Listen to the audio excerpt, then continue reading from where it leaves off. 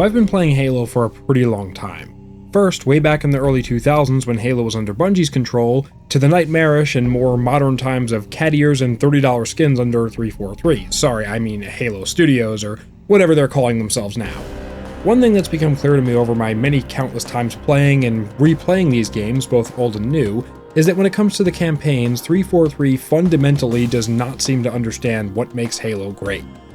You see, recently I embarked upon the great journey of replaying all the classic Halo games on their original hardware, and not only did I notice just how broken the MCC ports of those games are, but also how monotonous the 343 campaigns tend to be. Now, I'm not going to claim that every single Bungie campaign was on par with one another, nor will I say that every Bungie created level was a masterpiece, but something that I noticed with the 343 games in particular is that the vast majority of them contain little to no player choice, tend to be extremely repetitive, and more often than not are just a slog to play through. You can take this argument and apply it to any of 343's titles, be it 4, 5, and yes, even Halo Infinite. Today I wanted to take a look and sort of break down two specific levels that I think exemplify this perfectly. The levels in question are New Alexandria from Halo Reach and Shutdown from Halo 4. Leave a like if you enjoy, and let's get into it. So I'm going to be talking about these two specifically, not only because they show the drastically different approach to game design quite well, but also because they're a more than fair comparison to each other. While I certainly could compare something like The Covenant, a fan-favorite mission from a fan-favorite game, to Midnight, a widely loathed mission from a widely loathed game, I thought it would be much more objective and fair for the sake of argument to compare levels that were a bit more, I was going to say equal, but that would really be the wrong word, so I guess closer in terms of reception might be a better phrasing. So, two levels from two different developers, both heavily centered around aircraft. One is enjoyable to play through, and the other is a complete slogfest, but why? Each level starts off with a somewhat similar, sort of somber tone story-wise. In Halo Reach, you begin mourning the death of Kat at the end of the previous level, while in Halo 4, Cortana struggles with the dilemma of having feelings? I'm not kidding, the opening cutscene of this level has a decently long monologue of Cortana just whining about how she can't physically feel things. So right off the bat, needless to say, there's a drastic difference in writing and tone, with Halo Reach being about war, camaraderie, and military sacrifice, while Halo 4 is more about individual identity. Sure, there are other significant events going on throughout the campaign, but Halo 4 focuses far too much on the interpersonal story between Chief and Cortana, humanizing both characters, and this was intentional both ways. Bungie very deliberately didn't give Chief much of a personality so that the player could react in their own way to the events of the game. This isn't just exclusive to Chief, rather it applies to pretty much all of Bungie's main characters, whether it's Noble 6, the Arbiter, or the Rookie in Halo 3 ODST, and then of course, the Master Chief. 343 on the other hand had an excessive and unnecessary interest in showing Chief's more human side. I understand why some people liked this, especially in Halo 4, but the fact of the matter is that emotional stories are not Halo's focus, nor should they be. Halo was known for larger than self, grand-scale plot lines about the overall universe, not individual dramas, so whether you love or hate Halo 4's narrative, the contrast here is something that's undeniable, but moving on. So, once you get into your respective vehicle, being the Falcon in Halo Reach and the Pelican in Halo 4, which, might I say, for some reason looks nothing like the Pelican from previous games. In fact, it kind of looks a bit like the Republic gunship from Star Wars, which, in and of itself, was already heavily inspired by Soviet-era helicopters, and kind of blending that with sci-fi, so 343 lacks originality, which is something we're going to see a lot of going forward. But anyway, you set off in Bungie's level, New Alexandria, and you're greeted with a very open-ended environment. You have set objectives, but you can really go just about anywhere in the destroyed city. You just have to watch out for shade turrets, banshees, phantoms, and grunts wielding fuel rod cannons. Then you have 343's aptly named Shutdown level, which is precisely what I wanted to do with my console upon loading in. The intro to this level is just boring, and there's no other way to say it. Unlike New Alexandria, where the Covenant Banshees and Phantoms can roam freely and fight the player or other UNSC aircraft, in Shutdown, there are only phantoms, and they all seem to be attached like a dog to a fence by a sort of invisible tether to these giant gray floating towers. There's zero enemy variety at all, and only a few places the player can go. When the player reaches one of the objectives, there's no resistance aside from the few phantoms that mill around awkwardly in their designated spaces. How did 343 make flying a pelican, one of the largest and coolest vehicles in Halo, boring? Compare this with New Alexandria, and you have a completely different approach. Unlike 343, in Bungie's level, there are a plethora of enemies to be found upon landing. Grunts, elites, jackals with needle rifles, then brutes, emplaced weapons, you name it, it's there. The player can choose to use the Falcon to try and cleverly maneuver their way around a barrage of plasma and fuel rod fire while simultaneously dodging banshees, or they can try to go in hot and just fight the enemy on foot. When the battle's over, there's lots of loot and weapons to choose from to take with you to the next encounter. But then back over on Shutdown, 343's level, it's just best to pick the phantoms off at a distance because those phantoms won't come close to the player and can't deliver accurate fire from any kind of range.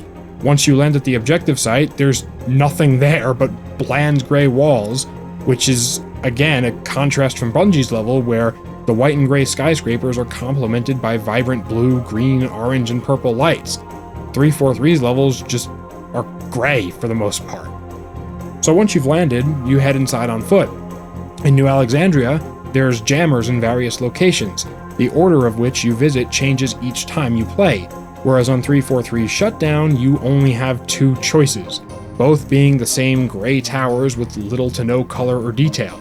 From a strictly visual standpoint, Shutdown looks unfinished, as if the artists and developers for one reason or another didn't have the time to put in details and only had the time to get the basic geometry sorted instead. New Alexandria, on the other hand, is a visual treat, but the differences don't stop there. Each of New Alexandria's main objectives are not only visually appealing, but also offer distinct play spaces. Of the main areas the player gets to visit, there's a wide variety of enemies and locations, including a hospital with a giant winding staircase, a multi-tiered aerospace engineering building, a luxury office, and even a giant nightclub that a detail-oriented player might recognize from ODST. Every single location the player battles through feels unique not only in their settings, but also their combat encounters. In one section, the player needs to fight through some standard infantry. It's a cakewalk until you try to head back to your Falcon and find your path blocked by a dozen or so elites with jetpacks. Then in another area, the player has to help a group of Marines fight a losing battle against several pairs of hunters. When you enter the luxury office, which might I mention is literally a one-to-one replica of the Halo 2 multiplayer map Ivory Tower, everything's quiet. You reach your objective with no resistance when suddenly you realize it's all a trap and the building's actually infested with drones. There's quite a bit of variety here in this level, which is not something we see in 343's Shutdown. To add to this, in addition to the main objectives, which are the same every time, Bungie also put in several miscellaneous objectives, like clearing out snipers or escorting evac pelicans, and then there's this really cool ODST cameo where Nathan Fillion reprises his role as Buck from the previous game, and all of these come in at random and are different every single time you play, and just the whole thing makes for a nice overall package. Now let's go back to 343's game. In Shutdown, you enter one of the first two towers, and everything is exactly the same every time you play. There's no dynamic objectives here, no roaming Covenant spacecraft, not even any friendly UNSC Marines. Not a single friendly AI, in fact, and this is a problem that pretty much all the 343 games have aside from Halo Infinite. For some reason, 343 really doesn't seem to like to give the player any regular soldiers to fight with. So, you enter the first tower and just find gray platforms. Literally everything is gray in this level, and that's a problem throughout Halo 4, it's a problem throughout Halo 5, and really the lack of sort of environmental diversity is a problem even in Halo Infinite, which I think you get, 2 or 3 biomes in that entire game? It's a boring aesthetic.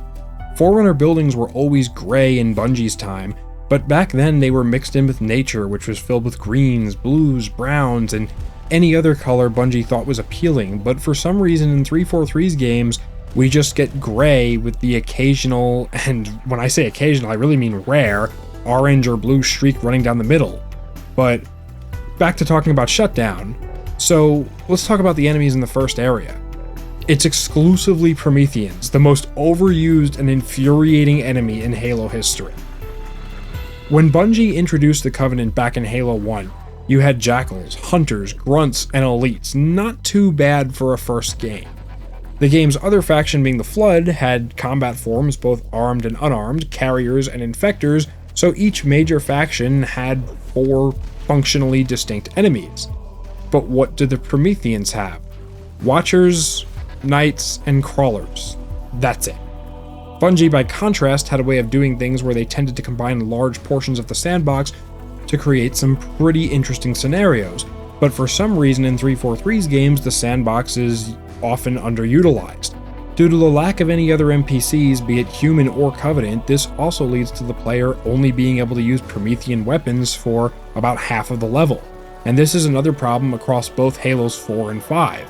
While there are some human weapons on board the Pelican the player can use, between the limited ammo capacity unique to Halo 4, as well as the propensity of every enemy in 343 era Halo to be a walking bullet sponge, it makes it so that said UNSC weapons run out of ammo very quickly, meaning the player is forced to work with a very limited weapon sandbox. To add further insult to injury, aside from a few select power weapons, the light rifle is the only Promethean weapon really worth using, as the other common ones, including the suppressor and bolt shot, might as well not exist. I mean, especially the suppressor. Who designed this thing? At first it comes off as a sort of uglier version of the Halo 1 assault rifle with high rate of fire and low accuracy and damage, but it's so inaccurate, and even worse, the projectiles are quite slow moving. I really can't imagine in what universe this thing makes sense. I mean, these guns are supposed to be made by the Forerunners, the same guys who took out the entire galaxy with the Halo array, and for some reason they can't make a submachine gun that's even remotely accurate. I might do a video on just Promethean weapons another time. Leave a comment and let me know if that's something you'd like to see, but back to the main topic of the video. So, you've got only 3 types of enemies in an extremely long-winded section, where Chief has to just go around and punch blue orbs? Again? This is a mechanic that's used quite a few times in Halo 4's campaign, and not just Halo 4's, I really have to stress the constant repetition within 343's games. It makes me think of how in Halo Infinite, with the fobs that you have to liberate, every single one of them is exactly the same. Copy and paste, the same buttons, the same props, the same models, the same designs. Nothing is different. There's not a single bit of variation in any of their games. The enemy types are the same. The scenarios are the same. The dialogue is the same. Like, there's just nothing different here. There's no variation. It's just lazy. So, you walk up to these orbs, smack them, or for some reason waste your precious assault rifle ammo until the screen goes blurry, and then you just repeat. You do this until you get all 3, and then head back outside to your Pelican. As if that wasn't bland enough, the next section is even worse, as it has you flying in a straight line. Yes, just a straight line. There's nothing to maneuver around, nothing to find, nothing to explore. Nope, just fly in a straight line for 20 to 30 seconds to another tower that looks almost distinguishable from the last that you just came from. And once again, you'll find no enemies upon landing and only a couple of phantoms in the sky. And you walk in, and you realize, hey, it's basically the same gondola from Halo 2.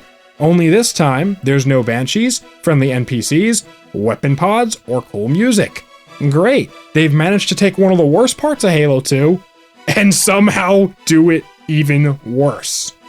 So now you literally have to just press a button and sit on a moving platform for the next 10 or so minutes while the Covenant finally decides to show up and just turn the platform off. Then you have to go and press a button to turn it back on. I cannot exaggerate how monotonous this level is. Once you finally do reach the end of this borderline children's ride, you have to disable another glowing orb, only this time instead of punching it to death, you just stand next to it.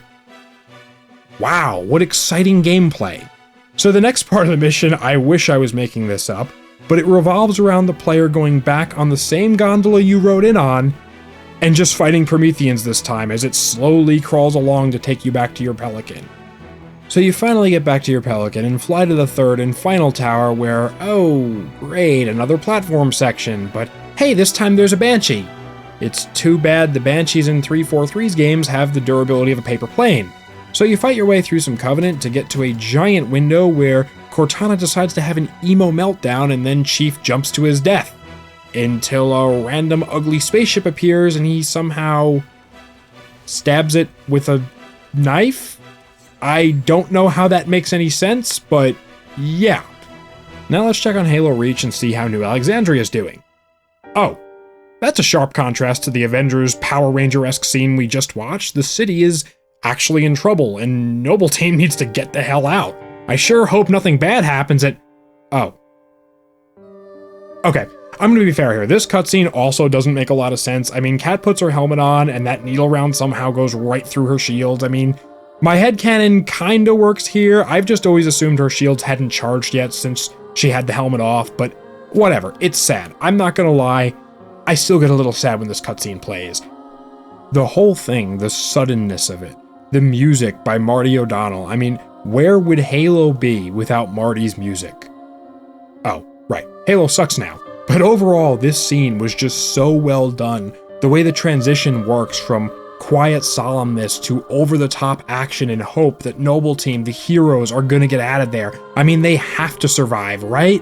But then suddenly, in the split second of an unforgiving moment, we're reminded that this isn't a Marvel movie. This isn't a typical fantasy universe where all the good guys get to just go home and crack jokes.